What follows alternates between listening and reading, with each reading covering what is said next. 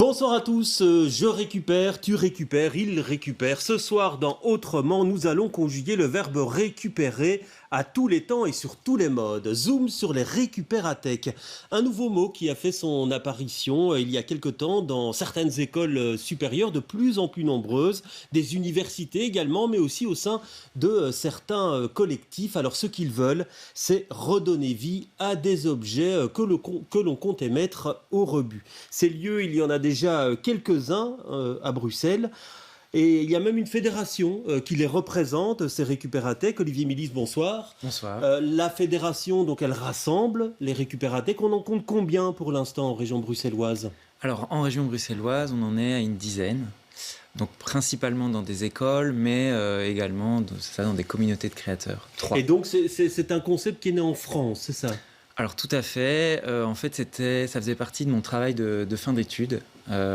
C'était la création d'une récupérathèque co-créée avec les étudiants de l'école en 2015. Ouais, et donc depuis, et maintenant on voit c'est vers 2017-2018 que les premières sont nées à Bruxelles. Jane White, bonsoir. Vous représentez ici la récupérathèque Gilles Bar. Alors c'est un bien drôle de nom, Gilles Bar, que vous allez nous expliquer.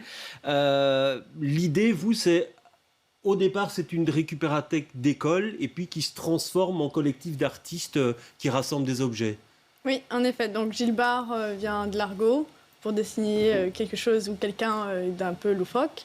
Et donc Gilles Bar a commencé par un collectif au sein de l'ERG, sous le nom de la boîte à gants. Donc l'ERG, c'est l'école de recherche graphique, voilà, comme ça. À Bruxelles. Et donc l'initiative partait de certains étudiants et des professeurs. Et puis il y a eu une intention de se développer en dehors de l'école et de rencontrer un autre public qui est là, en l'occurrence, à Anderlecht. Ouais, et là, on voit, vous êtes installé rue de Liverpool, on voit quelques images pour l'instant. Ça, c'est les lieux. Alors, ça ressemble à un joyeux désordre, mais c'est pas que ça, parce que tout est bien rangé. Et donc, ce qu'on veut, on peut venir le récupérer si on souhaite. Exactement. Donc, l'idée, c'est de travailler sur le système d'échange et de récupération des matériaux. Qui, donc, lors des permanences, donc le vendredi de 13h30 à 18h, n'importe qui peut venir récupérer certains matériaux. Donc, nous, on stocke majoritairement du bois, métal, quand c'est possible, et tissus ou autres, verres et autres. Alors, il y a aussi sur le plateau Anthony Chicot, bonsoir. Bonsoir. Vous êtes donc de la récupérathèque Le Rucher. Je vais vous donner la parole dans quelques minutes, mais d'abord, on va voir un reportage, puisque j'ai eu l'occasion de tourner avec une partie de l'équipe. Donc, Le Rucher, c'est la récupérathèque de l'OKI, donc c'est la faculté d'architecture de l'UC Louvain. Elle est installée à Saint-Gilles. J'ai poussé la porte de la récupérathèque. Regardez. Ah, donc aujourd'hui on a reçu du balsa, un peu de carton, un peu de papier. La moisson du jour d'une des boîtes à dons. Elle rejoindra le stock déjà bien fourni du Rucher.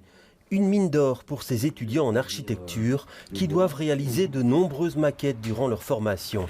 Ici, il y a de quoi les satisfaire. Beaucoup de carton, mais pas que. Tout ce qui est aussi frigolite ou isolant, qu'on peut découper au fil chaud. Et alors, de l'autre côté, tout ce qui est matériel soit de découpe. On a quelques cutters qui entrent aussi, des tapis. Et là, ce sont tout du matériel aussi pour le dessin ou du matériel de bureau.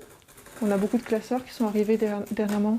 C'est une petite équipe d'étudiants qui gère le Rucher, assure les permanences. L'initiative est née de 2 professeurs, lassés du gaspillage dans la faculté.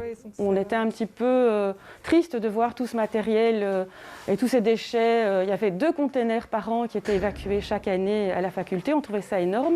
Et puis d'autres étudiants étaient venus nous trouver en disant « mais qu'est-ce qu'on pourrait faire ?» Et donc finalement, c'est un projet commun d'étudiants et enseignants autour de réflexion sur le durable, sur l'économie circulaire. Ce matériel n'est pas gratuit, mais rien à voir avec les prix dans le commerce. Et ici, on paye en monnaie virtuelle, le Loki, le nom de la faculté. C'est 10 Loki ici. Pour les thés et les équerres, oui. oui, parce que ça, évidemment, c'est intéressant pour eux, ce matériel. Quand on pense que ça coûte 50 €, hein, ça vaut la peine pour eux. Et je vois que vous avez des équerres aussi. Ben, super, vous avez beaucoup de matériel, c'est bien, vous avez rentré beaucoup de choses. On en reçoit lors de son inscription et à chaque fois que l'on fait un don. Les cartons de bonne qualité qui coûteront 2 Loki, donc il amène un carton à 2 Loki, il les récupère et puis il peut repartir par exemple avec une tige de balsa qui elle peut coûter 1 Loki. Et on rentre chaque information, il finit avec 1 Loki dans tous ces échanges. Un lieu ouvert sur le quartier. Les habitants peuvent également apporter du matériel, mais aussi en récupérer. Le rucher compte 40 membres actuellement. Mais chaque semaine, la liste des nouveaux inscrits s'allonge. Voilà, donc vous venez de commencer, hein, il y a quelques semaines seulement, c'était en septembre. Toute la gestation, elle s'est faite pendant le Covid. Ça n'a pas dû être simple pour vous, mais voilà, le projet existe. Alors, est-ce que c'est simple à faire fonctionner un lieu comme celui-là, Anthony ? Comme vous l'avez dit, on a vraiment mis du temps à mettre en place le projet. On a commencé donc, il y a 2 ans avec le Covid en mi-distanciel, mi-présentiel. Et une fois qu'il a été lancé, avec le soutien justement d'Olivier Milis, qui nous a aidés pour lancer ce projet-là, ça a été, on a pu réussir à s'échanger les rôles, se donner les rôles et on a fait évoluer un peu le projet avec les envies et les besoins de chacun. Oui, parce que c'est très structuré, hein, donc chacun a sa tâche. Là, on voyait une étudiante en code, une autre prend des photos pour mettre sur le site internet. Chacun a sa tâche bien définie. C'est ça, chacun a sa tâche et puis c'est quelque chose d'ouvert, c'est-à-dire que si quelqu'un a besoin d'aide pour organiser quelque chose ou a des questions, on n'hésite pas à l'aider ou à être à plusieurs à engager le même rôle pour s'entraider dans le rucher. C'est un peu le principe, c'est l'entraide. Ouais. Alors le principe, c'est aussi la gouvernance partagée. C'est ça le plus compliqué, Olivier, à mettre en place ? Disons que ça répond à beaucoup d'enjeux. Le fait dans une école que les étudiants partent après 3 ans ou après maximum 5 ans, il faut en effet qu'il y ait la pérennisation du projet qui se mette en place et du coup la gouvernance partagée via ce système notamment de rôles, de mandats qui se mettent en place et leur transmission et comment on archive finalement tout ce qui a été réalisé au sein de la Récupérathèque répond en effet très très bien à cette enjeu. Ouais, parce que là on le voit, Anthony, hein, vous êtes plutôt bien installé, vous avez un beau local, vous avez le soutien des autorités académiques, donc tout ça a l'air de rouler. Ça vous prend combien de temps par semaine vous occupez de cette Récupérathèque ? L'organisation en tant que telle demande une réunion par semaine, donc on parle de 1h30, 2 heures, mais sinon on doit pouvoir tenir l'ouverture de la Récupérathèque, du rucher, tous les jours, à peu près 1h30, 2 heures. Ça, c'est quelque chose de quotidien. Et puis, de temps en temps, quand il y a une urgence de la part des élèves, ils viennent nous voir directement, nous, leurs amis, leurs copains, je veux dire. Et puis, ils viennent nous demander, tiens, est-ce qu'il y a moyen de juste venir chercher un petit matériau ? Et puis là, alors, on ouvre le rucher de manière exceptionnelle. Mais sinon, globalement, c'est 1h30 par jour. Ouais. Alors, Damien Jodorowsky, bonsoir. Vous représentez aussi la Récupérathèque Gilles Bart sur ce plateau. Alors là, on n'est plus dans une structure liée à une école. Ça veut dire que vous devez finalement vous débrouiller pour tout trouver. D'abord le local et puis tout le matériel, quoi. Oui, c'est ça, effectivement. On s'est organisé entre nous pour se diviser les tâches. On récupère, on est très organisé à ce niveau-là. C'est les jeudis, on fait des récupérations. Il y en a d'autres qui reçoivent le matériel dans notre lieu. Et voilà, il n'y a pas de tâches attitrées, mais on essaye de faire tourner. Justement, une partie va gérer la récupération du matériel, d'autres l'administration, donc prendre les rendez-vous, d'aller chercher, tout ce que ça englobe. Ouais. Et pourquoi ce projet finalement ? Vous travaillez dans le design, Jane. Qu'est-ce qui fait qu'à un moment donné, vous vous êtes dit, on va se mettre ensemble et on va monter ce projet-là, même si on a quitté le milieu scolaire ? Je pense que ça part d'une initiative personnelle à chaque fois. Dans mon cas, c'est vrai que j'ai une pratique autour du design et forcément liée aux matériaux. Et donc, où est-ce qu'on source ces matériaux ? Je pense qu'aujourd'hui, aussi dans le tissu urbain qu'est Bruxelles, c'est une bonne manière d'être en accord avec nos valeurs.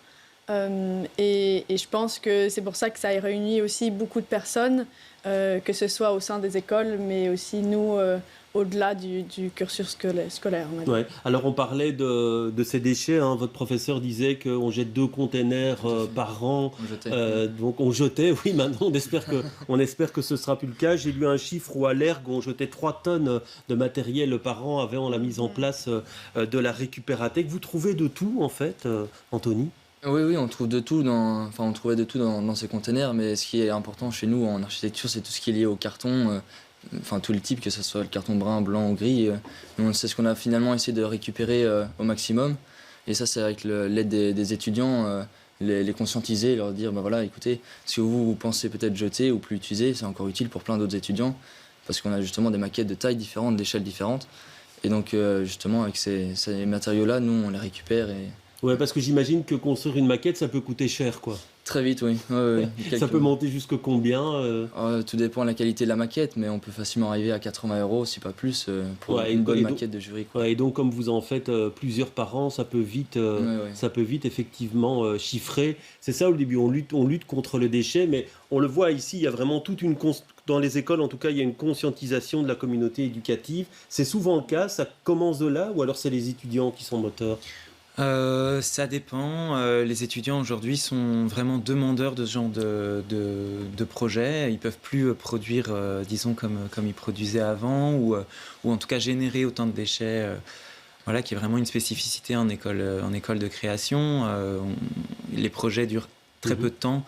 Et ça coûte énormément d'argent aux étudiants. Ouais. Donc, alors il y a ces monnaies virtuelles, donc chaque récupérathèque a sa monnaie. Chez vous c'est les Loki, chez vous c'est des G. Pourquoi c'est important la monnaie virtuelle ?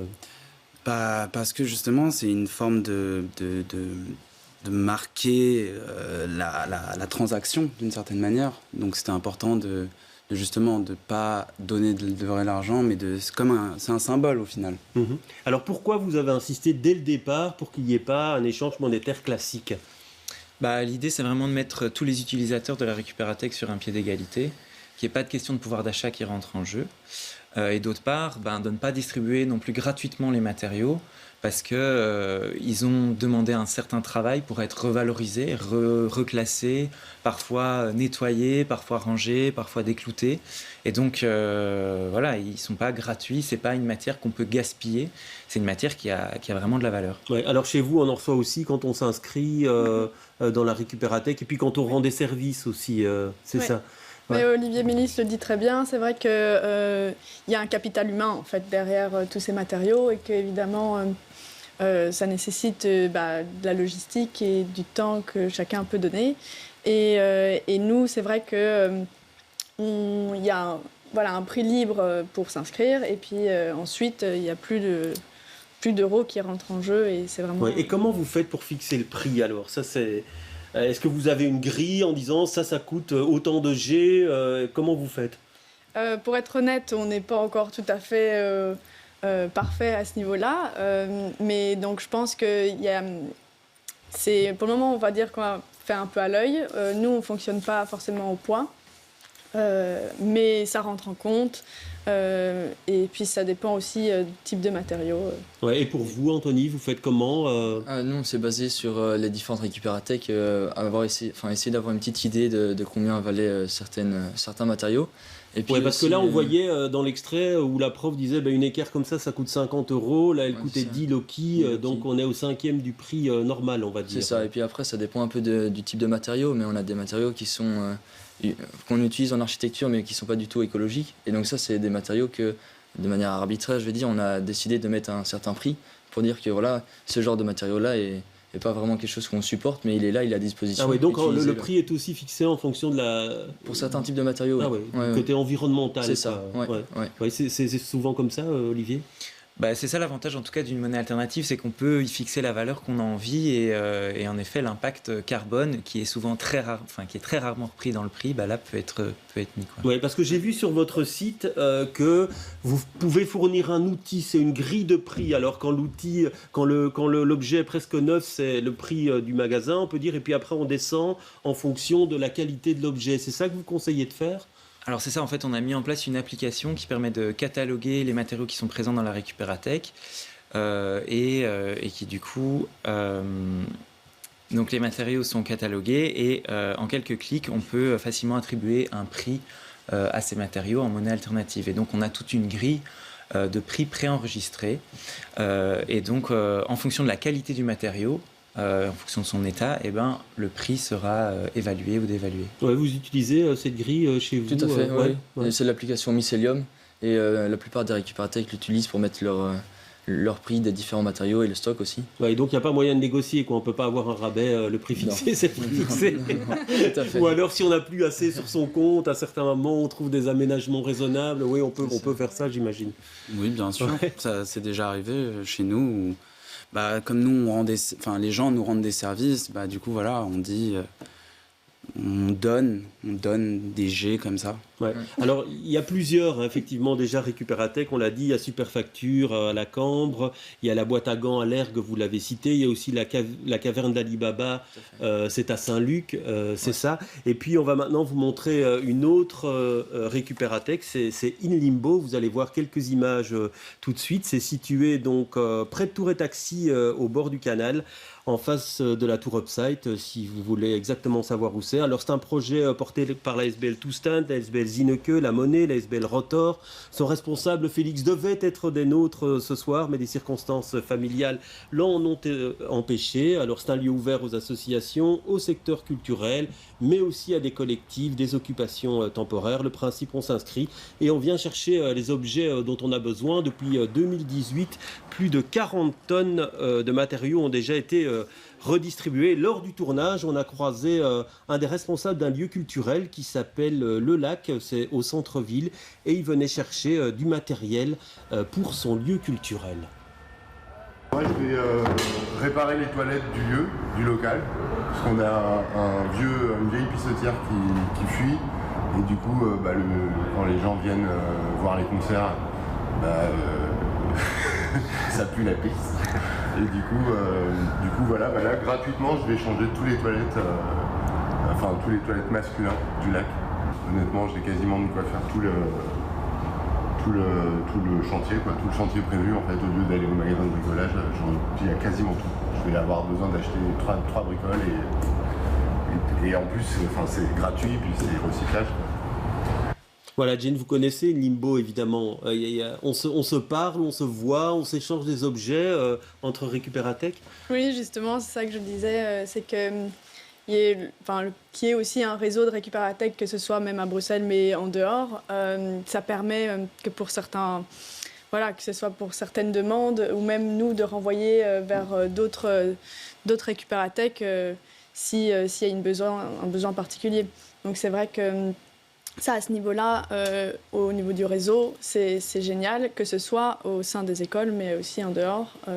Et vous pouvez aller chercher du matériel, si nécessaire, dans d'autres écoles d'archi? C'est ça, on a un contact avec l'ERG, la CAB, donc la caverne d'Ali Baba, qui est la récupérathèque de Saint-Luc.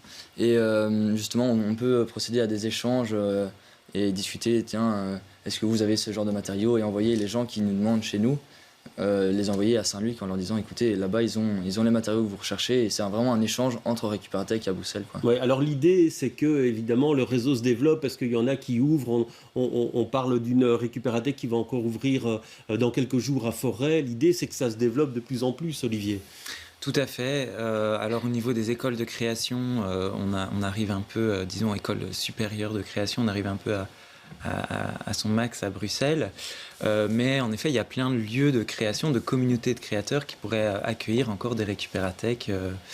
Et on espère bien développer ça encore dans les années. Alors Jane, l'idée c'est effectivement de pouvoir venir chercher des matériaux, mais vous, on l'a vu sur les images, vous servez aussi des matériaux que vous récupérez là-bas chez vous, donc chez Gilbert, pour vous-même faire de nouveaux objets, quoi. Il y a aussi une démarche artistique chez vous.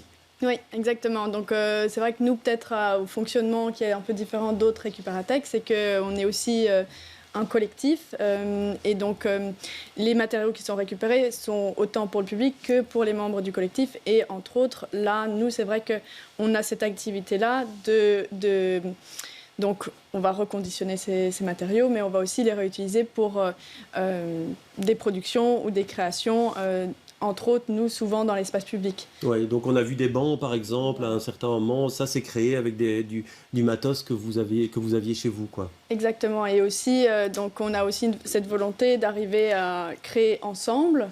C'est pour ça qu'on est regroupé au sein d'un collectif, mais aussi créer avec les usagers. Disons par exemple, là pour les bancs, alors on va organiser des ateliers de co-création ou de co-production avec les futurs usagers. Oui, alors justement, ça c'est le rapport avec le quartier. On voit que vous essayez de le développer également. Pourquoi c'est important pour vous que les gens du quartier s'approprient votre lieu aussi ? C'est aussi pour le rendre plus dynamique et c'est comme ça que ça a commencé au début. C'était du bouche à oreille et en fait, d'abord ça a commencé avec les jeunes qui venaient jouer dans le lieu et on s'est dit qu'il n'y avait pas beaucoup d'installations aussi pour eux et on a commencé à travailler de cette manière-là et les enfants en ont parlé à leurs parents qui, eux, ont commencé à venir et ça a vraiment commencé à créer une dynamique. Ouais, donc on rappelle que vous êtes à Anderlecht, c'est rue de Liverpool, hein, c'est ça exactement. Donc vous êtes tout près du quartier de Kuregem, quoi, pour que l'on comprenne bien. Alors ce contact avec le quartier, est-ce que c'est la fédération, elle le promeut, elle veut que ça se développe ? Bonne question. Parce que ça figure aussi dans le projet, par exemple, du rucher. Hein, donc, alors, nous, on laisse beaucoup d'autonomie aux récupérathèques. Et donc, prioritairement, on a envie que ça profite évidemment au lieu qui accueille la récupérathèque. Et après, si la récupérathèque a la volonté de s'ouvrir sur le quartier, alors là, tout à fait. Question encore par rapport au matériel. On l'a vu chez vous, c'est essentiellement les boîtes à dons, en fait. C'est ça qui ramène en fait du matériel dans la récupérathèque. Ça, c'est un principe qui est vraiment une boîte à dons. Ceux qui veulent donner gratuitement ont la possibilité. Et sinon, on a aussi des rôles dans la récupérathèque qui sont le flânage et le glanage. Et donc là, c'est vraiment aller dans l'université, aller chercher des matériaux, après avoir prévenu justement les gens qu'on allait faire un ramassage de matériaux, ou bien aller dans les magasins aux alentours de l'université pour récupérer des matériaux. Mais c'est vrai que les liens avec le quartier, ça se tisse petit à petit. Oui, c'est quelque chose qu'on met en avant, qu'on essaie de faire fructifier, on va dire. Mais le point de récupération le plus important est vraiment la boîte à dons et la récupération de matériaux dans l'université. Ouais, et chez vous, Jane, vous le trouvez comment ce matériel ? Vous avez des accords avec... on vous en amène, j'imagine, mais vous avez aussi des accords avec des entreprises, par exemple ? Oui, au fur et à mesure, on a créé, on va dire, des contacts qui sont plus sur la longue durée. Donc ça peut être autant des entreprises, ça peut être des institutions culturelles ou beaucoup de particuliers aussi. Et donc ça nous permet d'avoir... on va dire, un stock qui se réapprovisionne de manière régulière. Donc ça, c'est important. Et puis, je veux rebondir aussi sur la question avec le quartier. C'est vrai qu'il y a une réelle attente, on va dire, dans le sens où les gens ont besoin, en fait, parfois de petites quantités et pas besoin d'acheter auprès de, on va dire, revendeurs de matériaux lambda. Oui, alors vous avez aussi un atelier. Est-ce que les habitants, par exemple, peuvent utiliser une partie de votre atelier ? Est-ce que c'est envisageable ou ce le serait à l'avenir ? Oui, ça le serait à l'avenir, justement. On va essayer de mettre en place des espèces de tutorats où on pourrait justement surveiller les gens et leur apprendre à utiliser ces machines, parce que bien sûr, c'est des machines qui sont assez dangereuses. Donc pour l'instant, on n'est pas encore assez en place pour faire ce genre d'exercice. Alors un dernier petit extrait d'interview de votre prof où on va sentir que la volonté, en tout cas à l'UC Louvain, c'est que ça se développe dans d'autres facultés.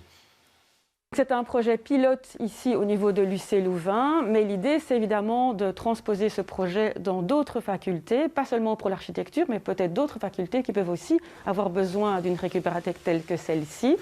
Mais c'est vraiment l'idée de souder les étudiants autour d'un projet d'économie circulaire. Alors Olivier Milis, on pourrait imaginer des récupérathèques dans d'autres fonctions que les écoles d'art ou que les écoles d'archi ? Je crois, oui. Après, vraiment, une récupérathèque, ça fonctionne quand il y a un besoin de matériaux et de manière assez régulière, pour justement, parce que ça nécessite un certain investissement.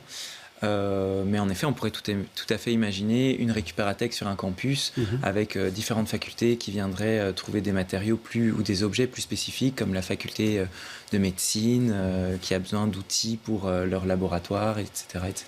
Alors, dernière question pour vous, Anthony. Est-ce que la relève est assurée? Parce que vous, quand vous quitterez, est-ce que vous êtes sûr qu'il y a d'autres étudiants qui viendront C'est l'objectif principal de cette année, c'est de pouvoir motiver les nouveaux de cette année, les bac 1, bac 2, de nous rejoindre dans ce projet. C'est notre objectif principal de cette année. Plus que... Et c'est facile de motiver?